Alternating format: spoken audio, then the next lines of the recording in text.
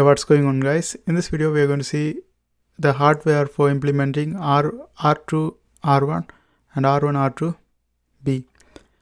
Okay, B R R2 R1 R1 R2. Now let's see how to do that. First I throw the R1 and R2. Let's say this R1 and let's say this is R2, and here we have LE and here we have clock. We have to put it like the triangle shape, and here also same thing.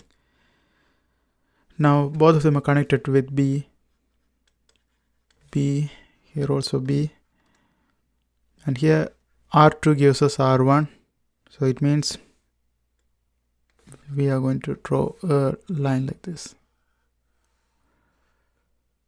an arrow showing coming from R1 and another arrow showing going to R2 and another arrow showing going to R1.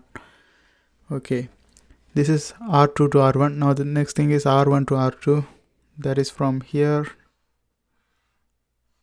to here.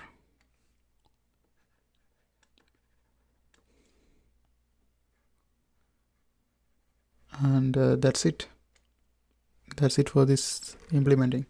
I hope you guys find this video helpful. Thanks for watching, and if you are trying to learn Digital Logic Design 2, there are a bunch of videos in my playlist. I hope you guys watch that too, and don't forget to subscribe. See you next time.